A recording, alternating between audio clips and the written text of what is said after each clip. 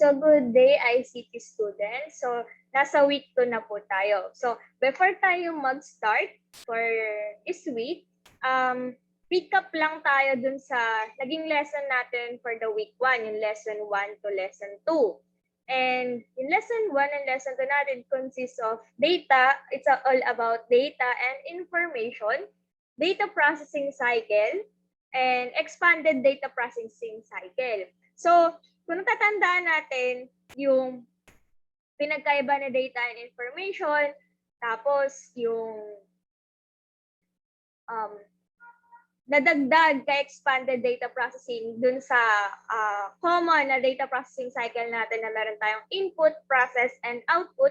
Pagdating kay expanded data processing, nagkaroon na tayo ng distribution, storage, and so forth. So tatlo yon yung nadagdag natin for the expanded data processing cycle. Then, ngayon, I hope na bago tayo mag-proceed for the week 2, I hope na lahat kayo na students ay natapos na dun sa mga activity and quizzes na for week 1. Ano po? And class, every Wednesday po ako Wednesday morning by 8 a.m. Doon ako mag-upload ng quiz natin or activity. Then, 1 week po siyang tatakbo. Then, another task na naman is Wednesday ulit. Then, ang pag-upload ko ng ganitong video discussion is every Sunday. Hindi ko kayo pinipilit na manood agad. Nasa sa inyo po yun kasi rest day naman natin is Sunday. But, ayun po. Pero I hope next week, for the week 3 or week 4, ganyan, ay ma-upload ko siya ng mas maaga para mapanood nyo siya within that week. No po? Tapos, yun din po, kung gusto, you may attend to our G-Meet, no po, sa schedule natin. And I hope na makompleto po tayo. If ever naman na hindi makaka-attend, advice lang si ma'am. No po. So, ayun, take down notes ulit, class. Don't forget to have a paper or pen or anything else na pwede niyong gamitin for take down notes. So, proceed na tayo sa ating topic. So, lesson 3 and lesson 4, the week 2. So, for the lesson 3, we have the topic na categories and areas of data processing. So, dito, meron tayo sa categories of data processing, meron tayong tatlo na data processing. So, first is manual data processing. Second is mechanical data processing. And third is electronic data processing. So, ano-ano nga ba itong processing na ito? So first, na kailangan nating malaman or maintindihan is si manual data processing. So kung napapansin natin, sa tingin nyo, ano nga ba si manual data processing? Kumbaga, ano yung unang pumasok sa isipan ninyo nung nakita nyo or nabasa nyo si manual or nakita nyo itong mga images na to? So ayun, take down notes nyo siya kung ano yung unang pumasok sa inyo. Para pagdating sa Gmeet natin is, ayun, tatakal tayo about dun sa mga tinake down notes niyo po. So, manual data processing. So, sabi dito, a paper and pen are used to process in manual data processing. So, ang ginagamit natin is papel at ballpen or anything na pansulat or nahahawakan ng tao.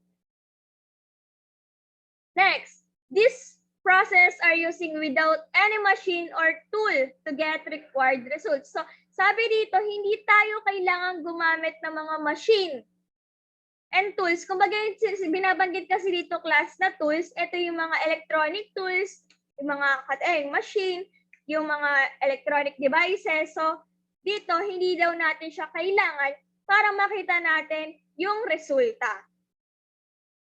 So, in manual data processing, all the calculations and logical operations are performed manually on the data. So, manual. So, ano nga ba yung manual? So, ayun.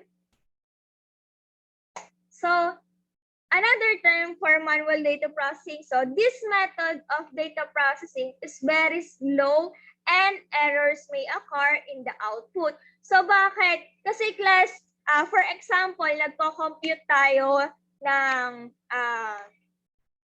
equation in mathematics. So, problem solving katulad ng division na lang. So, kapag kasi manual natin siya, may possibility na mag-error yung magiging answered natin. So, ito yung binabanggit dito na mabagal and errors may occur in the output. Kasi, kumbaga, kapag gumamit tayo ng calculator, kumbaga, mabilis yung may bibigay sa ating output and accurate. Okay po? Then, sabi dito, mostly, data processing is a process manually in many small business, firms, as well as government offices and institutions. In an educational institute, for example, mark sheets, fee receipt, and other financial calculation or transaction are performed by hand. So class, sabi dito, si manual data processing ay usually ginagamit sa mga small businesses. For example, sino yung pupunta dito or naka-try na bumili sa hardware? So usually, ito yun eh. So sa hardware kasi class, hindi sila gumagamit ng electronic devices katulad sa mga grocery store na katulad ng Pure Gold, mga ganyan, SM, hypermarket na merong receipt, yung electronic receipt. So pagdating dito kay hardware kasi class, manually siyang ginagawa. Paano manually? Sinusulat. Gamit ng ballpen at papel or yung resibo nila, yun po yung tinatawag nating manual data processing. And another example for educational institute katulad ng mga schools, kung before, kung sa mga junior high ninyo, na nagbabayad kayo ng, or kung naabutan niyo yung mga Girl Scout, Boy Scout, mga ganun, yung mga papel na binabayaran. So, di ba sinusulat doon 10 pesos sa pangalan mo, tapos aanahin ng teacher na per raffle, ganun. And also yung mga receipt, kunyari may eductor, mga ganun po, class. So, yung mga transactions natin, usually sa mga small business, sinusulat ng kamay. Ganun po siya. Then, sabi dito, this method is avoided as far as possible because of the very high probability of error, labor-intensive, and very time-consuming. This type of data processing forms the very primitive stage when technology was not available or it was not affordable. So, si manual data processing daw ay usually ginagamit or sinasabi, yun nga katulad kanina, yung hindi ganun ka-accurate yung magiging output natin, yung magiging answered natin kapag kay manual data processing, lalo na kung maramihan na yung kino-compute natin, class, and yung mga transactions natin. And also, yung sa labor natin, kumbaga, for example, pinagsulat, kumbaga meron kang, kumbaga di ba sa encoder, tina-type siya through computer, ganyan. Then, pagdating dito kay manual data processing, isusulat mo. Katulad nung nung high school kayo, kung nararanasan niyo yung, ang dami-daming pinapasulat ni teacher, na sinusulat niyo sa notebook niyo. So, consumable, time-consuming siya. And then, yung kapag naman yung employer, yung mga employee is mabagal. Mabagal yung magiging proseso. Etong manual data processing, usually siya, kumbaga acceptable siya para dun sa mga hindi kinakailangan ng mga electronic devices or yung mga gadgets or hindi siya afford. Kaya ginagamit natin si manual data processing. Okay po? Next, punta tayo kay mechanical data processing. So, sabi dito, si mechanical data processing, it uses mechanical equipment such as the calculator and typewriter to aid in processing data, but data processing operations are still done manually. Thus, they often require constant manual intervention between the different data processing operation. So, class dito, when we say mechanical data processing, gumagamit tayo ng mga equipment, but kinakailangan pa rin natin ng manual process. For example, nag-calculator tayo. Sa tingin nyo, kapag hindi nyo siya ginamitan ng kamay para i-input yung numbers na kailangan mong i-solve, magpa-process ba siya? So, hindi po. And also for the typewriter, di ba? Hindi katulad ng kapag meron tayong laptop, desktop, mag-ano lang tayo, mag-enter para mag-next tayo, di ba? Mag-next, kumbaga, makakapag-space tayo or makakapag-next column tayo. Si typewriter class, imamanually natin siya. So, kung sino man yung nakagamit na sa yung typewriter, may intindihan ko ano yung binabanggit mo, ma'am. Kumbaga, kasi yun meron doon na part na pipihitin mo para bumaba siya. Then, si typewriter class, manually siyang ginagamit. Even na equipment siya. So, ganun po. Next, so this method of data processing is faster and more accurate than manual data processing. These are faster than the manual mode, but still forms the early stages of data processing. So, katulad ni calculator, makakakuha tayo ng mabilis and accurate na output or sagot pagdating kay mechanical data processing than kay manual data processing. And also, this method, when compared to manual data processing, is more reliable and time-saving. However, the output can still be very limited, and other mechanical device which facilitates data processing can be considered under this category. So, for example, ulit, is calculator class. So, si calculator, ilang digits lang ba ang possible nating mai-input sa kanya? So, usually,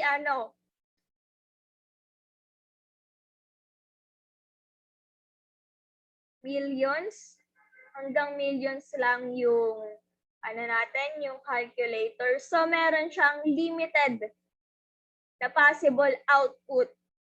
But still, si manual data processing is more reliable and time savings rather than kay manual data processing. So here's the example of data processing, mechanical data processing. So we have the calculator. So ayan.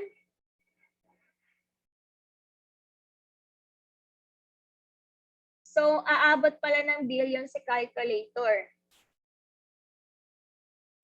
Then tabulator and the typewriter. So here's the example of mechanical data processing. So sunod, kay electronic data processing na po tayo.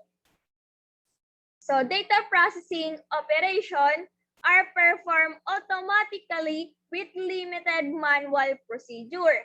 So sabi dito, kay electronic device, automatically siya nagpe-perform or yung pinaka-operations niya, but still, gagamit tayo ng manual procedure, pero limited lang.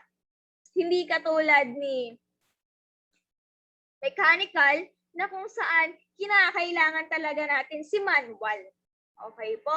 So different types of input, output, and storage devices may be interconnected to an electronic computer to process data. So with electronic data processing, changes for errors are fewer.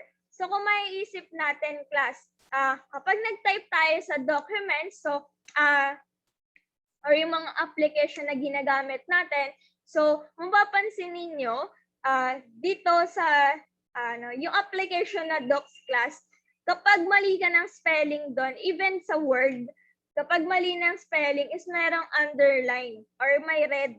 So makikita mo or madali mo siyang maayos yung mga errors niya. Madali mo siyang palitan. Okay po?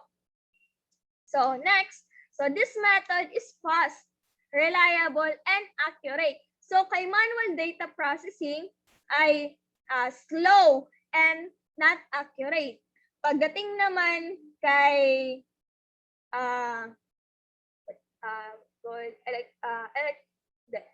kay mechanical data processing, reliable and accurate. But pagdating dito kay electron, nadagdagan na siya fast. So mabilis, reliable, and accurate na yung pag-process natin. So computers are used to process data in electronic data processing. So the manpower required is minimal. So hindi ganun kailangan yung pag-process kasi through the computers, dun nga, tayo lang yung taga-input pero nagpa-process is our computers. Okay po? Next, it is computerized and is designed to improve quality and maximize productivity. So for example, nagpiprint tayo. Di ba? Kapag nagpiprint tayo, kung mapapansin ninyo, kahit iwanan nyo siya, magpiprint pa din siya. So ganun po siya. Yung productivity or yung time management ng isang tao is makakagawa pa siya ng ibang bagay. So here are the example of electronic data processing. So we have the desktop, laptop, and even tablets or anything na may pagproseso. So there are example of electronic data processing.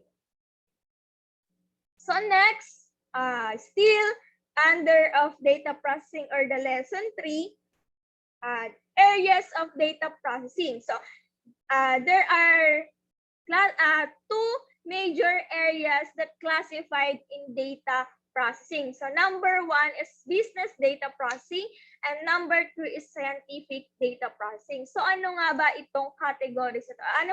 Ano ba tong areas na to in data processing? So business data processing or the BDP, sabi dito, the data processing area which requires the need for data to be established, retained, and processed. These files of data are used for producing useful information. They limited mathematical computation and comparatively large volumes of output data. It is defined as the converting of information into something that is understood by a computer. Business data processing is a data processing in accounting or business management. So an example of data processing is typing sales numbers into inventory control software programs. Customer purchases and billing is also the example of business data processing. So ano nga ba ito si business data processing? According dun sa mga naka-indicate kay business data processing, ito yung mga data or mga files na tinatransfer natin into useful information, especially in business. Okay, class? In business po. For example, nag-survey tayo. So, nag-survey. So, sa isang product na to, ilan yung tumatangkilik and ilan yung hindi tumatangkilik. Then, after nun, nag-gather ka ng mga data. Then, i-convert mo into information at makikita mo, di ba, kung meron kayo nakita na before yung mga meetings, yung mga board members, meron sila yung kumbaga ang mga graphs, kung mataas yung sales nila or mababa yung sales nila, napag-compare nila yung mga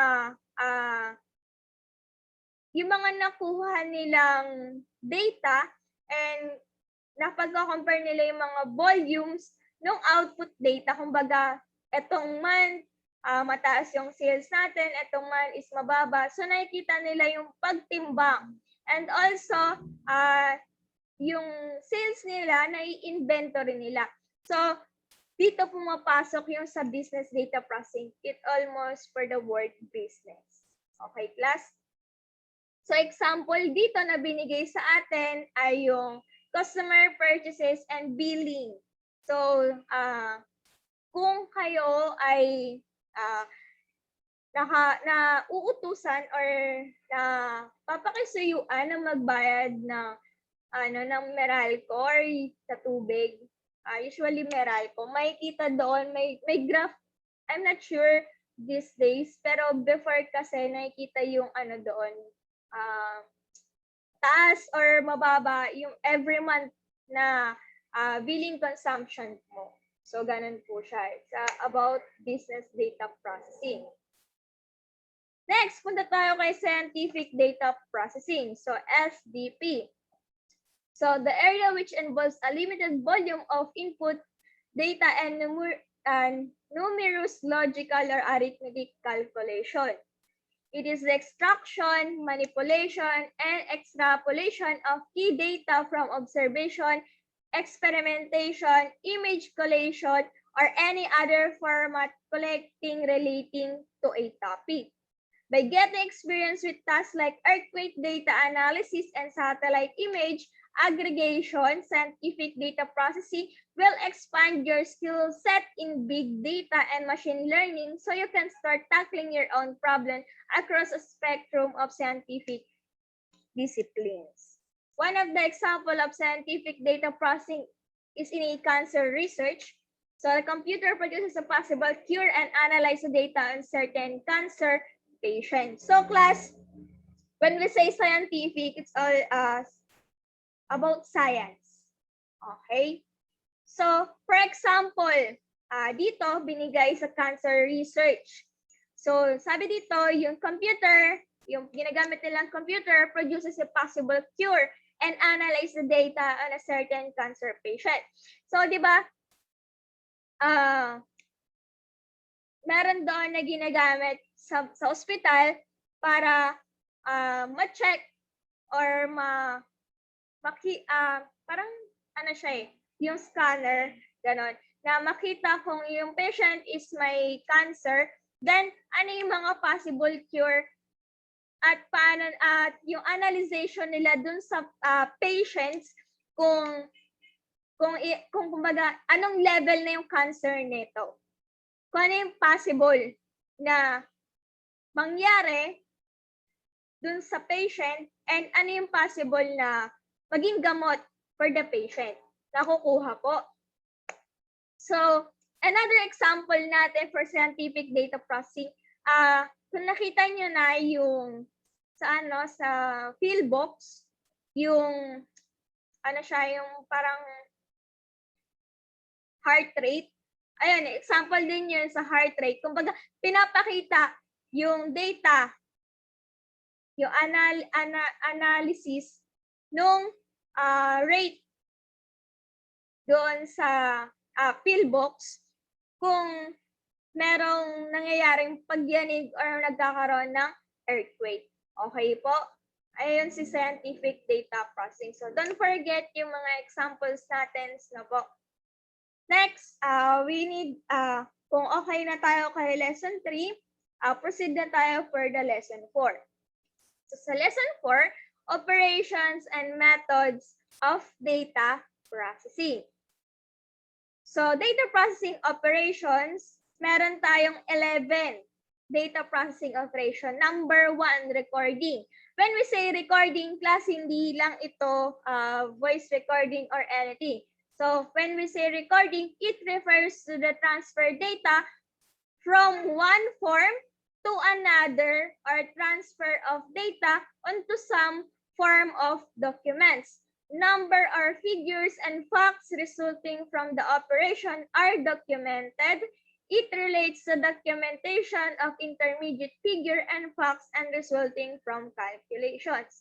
So recording class, for example, ganito, video discussion, then nagte-take down notes kayo, is one of the example of recording. Okay po. And here's sample also. In computing gross pay, the numbers of hours work are multiplied by the hourly rate to arrive at gross pay. Gross pay is an intermediate step which is retained temporarily for late use. So class, once na nag-work na kayo, magkakaroon kayo ng time card na tinatawag natin. So sa time card na yun, nare-record doon kung anong oras tayo nakapasok and anong oras tayo umuwi. So doon sa hours na yun, makikita kung kumpleto yung 8 hours working schedule mo or hindi.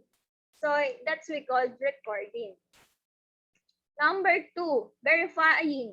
So verifying, it refers to the checking of data for any errors or discrepancy because most data are recorded manually. So yung mga record natin is manually, kaya hindi siya accurate. So kailangan natin siyang i-verify. Okay po. Since kasi yung recording natin is usually a manual operation, it is important that recorded data be carefully checked for any errors para walang maging problema. So, make sure na we always verify. Okay po? So, for example, is punch card and type reports are reread for correctness. So, katulad nga nun, class, sa time card kasi, class, meron dyan na bandy clock. Pero before, nung wala pa, isulat lang. So, may kita as, natatandaan ko noon, I think, elementary days, nakikita ko yung mga teachers ko na dun sa logbook, nagsusulat sila ng time in. Then, dun sa time card, time paper nila, paper kasi yung klase, hindi siya card. Time paper nila, sinusulat nila yung time in nila. Then, paano ma-check yun, class? Si guard, yung guard namin, nag-oora siya dun sa mga teachers na darating. Kumbaga, dun sa pagbe-verify, merong another backup kung saan makikita kung tugma ba sila. So, what we call verifying also. Okay po. Next, duplicating. So, it is the reproduction of data into many forms. It is sometimes necessary or desirable to copy or duplicate data. This operation consists in reproducing data into many forms or documents. Duplicating may be done while the data are being recorded manually, or it may be it may be done afterward by some machine. So, class, duplicating, for example, si classmate, kumbaga may pinagawang activity si ma'am. Si classmate may gawa, humingi ka ng copy. Ganyan. Duplicating po yun, class. Okay? Kasi nagpo-produce ka ng maraming documents gamit yung isang documents na yon. And also, yung sa manually, katulad nun, nagpasulat si teacher from the board, sinulat niya sa notebook, then lahat kayo ng mga student is dinuduplicate nyo kung ano yung sinulat niya. So what we call duplicating. Okay po. And one of the example is, one may record by typing it, at the same time duplicating it using carbon paper. So class, kung nakagamit na kayo ng typewriter class, kasi siya, meron siyang, yung para magkaroon ng tinta, yung tinatype mo, meron siyang ribbon. Pero kung gusto mo, ano lang kasi yun, yung ribbon na yun, ano kasi, kumbaga, yung pag-click mo nung sa ano, yung mga letterboard, pagka-click mo kasi yan class, yung impact nun dun sa bond paper mo and dun sa ribbon, kumbaga, ano siya ano to? Bakal kasi sa typewriter class ng mga letters. So, umaano siya, bumabakat. So, one of the example ng duplicating, best example of duplicating, gagamit tayo ng carbon paper. So, kung meron sa inyo na nakagamit na sa kanya ng carbon paper or merong hindi pa, ito yung ano, para madoble. Ano siya common siya na color blue na long. Meron din siyang ibang size, pero ayun yung long kasi, yung usually na nakikita ko. Then, puro ano siya, parang ano siya, punong-puno siya ng ink, ganun siya. So, carbon paper po yung tawag doon. Then, ayun po, kapag nag-type ka, tapos papel, yung original copy mo, then carbon paper, then another paper. So, yung second paper natin, ito na yung duplicating na process natin. And also, one may record the sales transaction by punching the data onto card and may then duplicate the card by using a duplicating machine. So, ano ba yung mga duplicating machine natin? So, meron tayo photocopy machine, scan copy machine. So, ayun po yung mga ginagamit natin to duplicate. Okay po. Next, classifying. So, it separates data into distinctive categories. This operation separates data into various categories, identifying and arranging items with like characteristic into groups or classes is called classifying. Classifying is usually done by short and predetermined method of abbreviation known as coding. So sa classifying class, for example, I will be classified you as ICT student. So meron kayong various categories. Yan po yung classifying. Next, sorting. So sorting, it refers to the arranging of data in a specific order. Order may be cardinal, ordinal, alphabetical, or lexicographic order. So after the data are classified, it's usually necessary to arrange or rearrange them in predetermined sequence to facilitate processing. Sorting is done in an alphabetic or a numeric order, and the data item which determine the sorting is called the key. This operation is familiar in everyday life. So, si sorting class, ayun nga, specific order. Mula sa A to Z or Z to A, mula sa 1 to 100 or 100 to 1. So, it depends kung paano kayo isusort. Okay po. Sabi dito, this operation is familiar in everyday life. So, paano natin masasabi na nagagamit natin to in everyday life? Sorting. For example, sa paghuhugas natin, class, sa paghuhugas natin, di ba, hindi naman tayo, kung ano lang yung madampot yung ihugasan natin, hindi naman, di ba po? So, sa paghuhugas, sinusort natin mula dun sa combination siya ni classifying and sorting. So, sa paghuhugas natin, kinaklassified natin yung mga plates, baso, spoon and fork. So, next is sorting. Sa plate, meron kasi dyan na yung mangkok, ganon. Kumbaga maliit, papunta dun sa malaking plato. So, yun yung ginagawa natin sa paghugas. So, nagagamit natin siya in everyday life. Si sorting. Sa pamamagitan ng example natin ng paghuhugas. Okay po.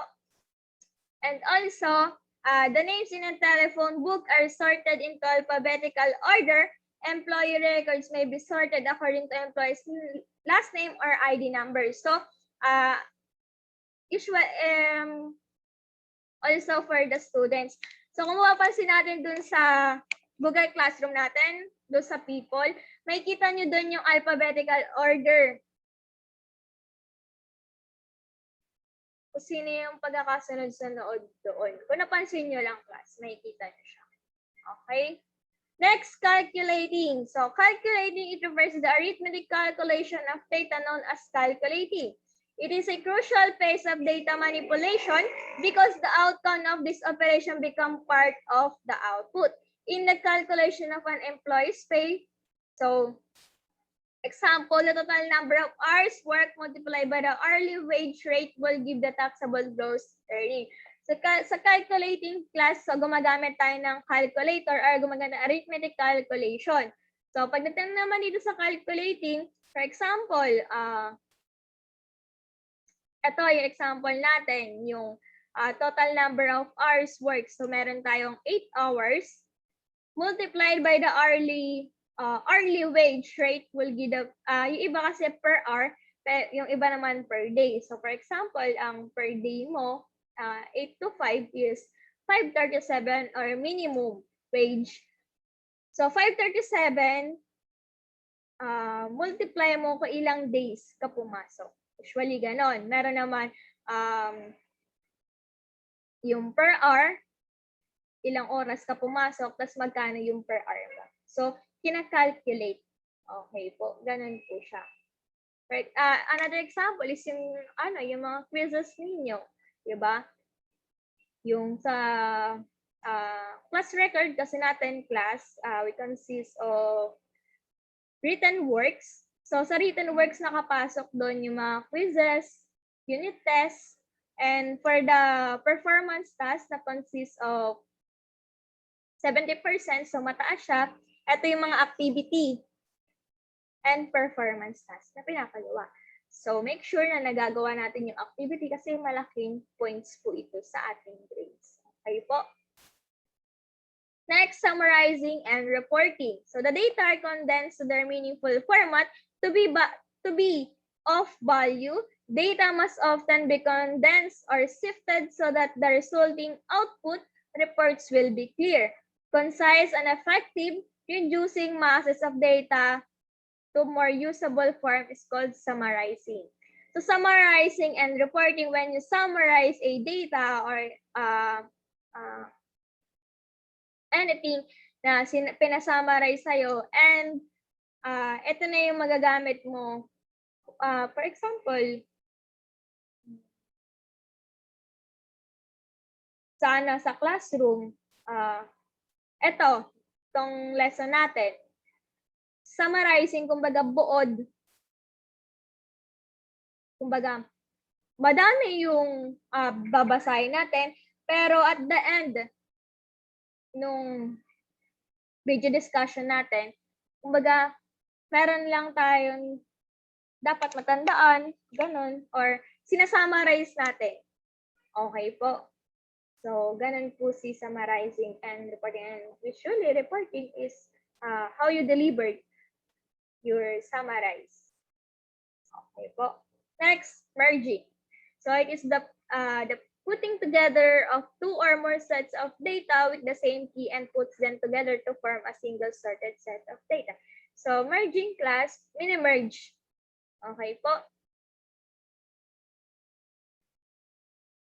For the computer class, sa paggawa kasi ng ID nyo class, from the Excel, nagma-merge kami into the docs para mini-merge namin yun para mabilis yung process natin ng pag-print out ng mga IDs ninyo. Para hindi na yung input ng input. Kumbaga, nandun na sa Excel lahat ng kailangan na information ng students na kinakailangan sa ID. So, yun po kasing ginagawa natin for merging. And also, example, for the class naman, katulad na ito, Fundamentals of Computer. So, minerge na yung CSS and Programming kasi isa lang naman yung subject ninyo na pares lang naman. Ganun po. Okay po. So, example ni merging, sales report from different store branches are merged to form an overall sales report for the whole business establishment. For example, is Jollibee, McDo, so fast food. So every store, kinukuhaan sila ng data about or the sales report about their sales. Then, pag nagkaroon ng board meeting or yung mga pinaka-head ng company, may ipapakita yung data doon kung ano yung branch na mabili, ano yung branch na hindi ganong katangkilik yung fast food na yon. So, ganun po. Pine-merge yung mga sales report ng different branches, store branches, para makita yung wholesale nila or yung establishment nila kung maganda yung performance. So, yung tinatawag natin ng merging. Next, storing. So, storing is a saving of data into files for future reference. Data should be stored only if the value of having them in the future exceeds the storage cost. So, dati, ganito yung ginagamit natin, yung para siyang, ano siya eh, I forgot anong tawag dito sa ganitong storage. So, ayan. And for nowadays, ang storage natin is either dun sa laptop natin, sa devices natin, local disk, or sa documents natin siya sinisave. Or gumagamit tayo ng mga external. So, external storage, kapag na flash drive, so ayan po. And meron din tayong tinatawag na 3 methods ng storage. First, manual. So, manual such as in a ledger book. So, sa ledger book kasi class, ito yung ginagamit for accounting. So, manually siya na-i-store, naka-indicate dito yung pangalan, receipt, resibo kasi ito class sa ledger book.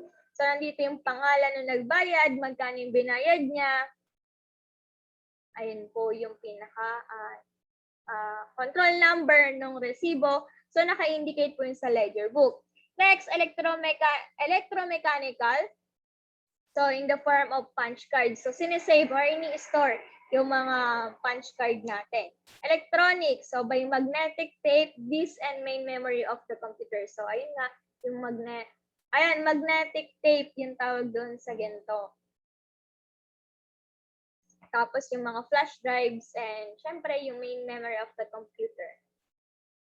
Then, retrieve. So, it refers to recovering of stored data or information when needed. Retrieval methods range from search made by file clerks to the use of quick responding inquiry terminals that are connected directly to a computer. The computer, in turn, is connected directly to a mass storage device that contains the information. So, retrieve. Kumbaga, nare-retrieve natin yung mga files na kailangan natin. And lastly is feedback. So feedback is an operation that compares the result of the objective set and discrepancies, analyzed, corrected, and feedback to the proper stage in the processing operation. The feedback step permits business person to follow up on essential information to attain worthwhile goals. So sa feedback class, kung nagawa mo yung step na yon from step 1 to step 10, kailangan mong mag-feedback or kumbaga, i-analyze yung kung may discrepancy, kung tama ba talaga yung naging step. Ganun po. So, you need a feedback to proper stage in the processing operation. So, recap tayo. So, number 1. So, data processing operations, we have the recording. So we have the recording, verifying, duplicating, classifying, sorting, calculating, summarizing and reporting, merging, storing, retrieve, and feedback. So meron tayong 11. So don't forget that class, ha? Next, methods of processing data. So meron tayong mga ginagamit na methods. So first is batch processing. Apply serial processing.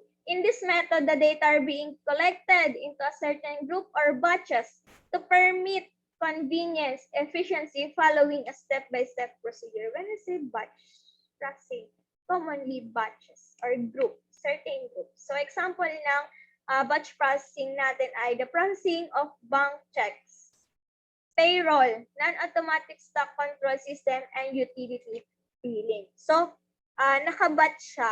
Okay? Paanong batch? Kung mapapansin natin sa utility building, mapapansin natin every month, di ba, na nagkakaroon tayo ng utility building at billing. So, ayan. That's what we call the batch processing. Next, online processing. So, it is a method where all the information devices under the direct control of the central processing unit or the CPU of a computer that permit sharing of files and devices with all computers that connected to the server. Example of online processing is flight booking, cinema bookings, theater bookings, ATM withdrawals. Paano natin masasabi na online processing siya? Ganito kasi yung class. For example, ATM withdrawals. Ang bank mo or nag-open ka ng account in Blooming Treat, but you withdraw in Caloocan. So, ma-identify ni Blooming Treat na nag-withdraw ka. Okay? Kumbaga, ano kasi yan eh, even different branches, but meron silang server kung saan ma-identify nila kung ano yung ginawa mong proseso. Next is flight bookings.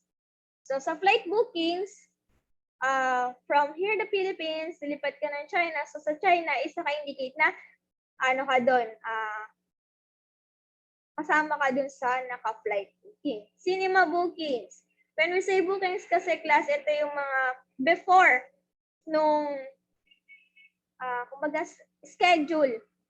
So, yun, class. Ang bookings kasi is scheduled nung, kunyari, flight, cinema, theater, naka-bookings ka doon. So, every server is connected. Malalaman nila yung mga information na share mo, yung name mo, yung age mo, yung birthday mo, and so forth. So, ganun, especially for the flight booking. So, ganun po si online processing.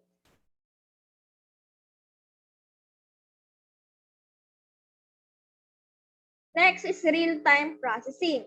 It's a method that provides a fast response to inquiry and processing. It processes the data as soon as data have been inputted and has the capability of the outcome of the activity or process in a matter of seconds or even milliseconds. So real-time processing, less than 1 second or even milliseconds kung paano siya mag-process. For example, sa real-time processing natin, kay Google, tinype mo, nag-enter ka, and lumabas lahat ng information na kailangan mo. So, it's what we call real-time processing. In a seconds, magkakaroon ka na ng sagot. Okay? Next is distributed processing. It's the most complicated level of computer processing. So, komplikado daw tong distributed processing. Bakit? It is usually consists of different computers that are connected to a large central computer system or server, usually a mainframe computer. So, pag-aaralan natin yan. Next, yung mga different, yung from the mainframe computer to the supercomputer. Pag-aaralan natin yan. Next lesson. So, sabi dito, a large central computer system or server to help the user conduct inquiries, processes, or other data processing operation locally or even globally. Example niyan is cell phone, mobile phones, computer, laptop, and yung yung sa punch receipt. So, yung tatlong gadgets natin, mapupunta siya kay web server, papunta kay app server, papunta kay database. So, mapapansin nyo, sa distributed processing, hindi lang siya isa, kundi maraming process yung pagdidistribute niya. For example, is Cebuana Luwilier or anything bank. So kung mapapansin natin, di ba meron ng mga application ngayon katulad ng mobile app, mobile application for bank. Yan. For example, magbabayad tayo ng billing through our mobile app ng bangko. Then, meron yung sa web server nung, for example, BDO, yung sa web server nila, papasok yun. Then, sa app server, papunta dun sa bank system nila. So, ganun yung nagiging process natin. Marami yung nadidistribute or napupuntahan nung pinoproseso natin. Kaya sinasabi itong most complicated level of computer processing. So, ayan po Tandaan natin, methods of processing data, we have batch, online, real-time, and distributed processing. Okay, so in class, ito na yung end ng lesson natin, lesson 3 and lesson 4. And asahan nyo by Wednesday is mapopost ko yung activity and quiz na kailangan nyo pong tapusin. Okay po? I hope na lahat po ay maging on time sa pagsagot para hindi po tayo matatambakan. And ayun, see you on our Google Meet to tackle your questions and confirmation and also subject consultation. Okay po? Be on time din po sa Gmeet schedule natin. And thank you so much, class, and see you on the next on our Gmeet. Okay?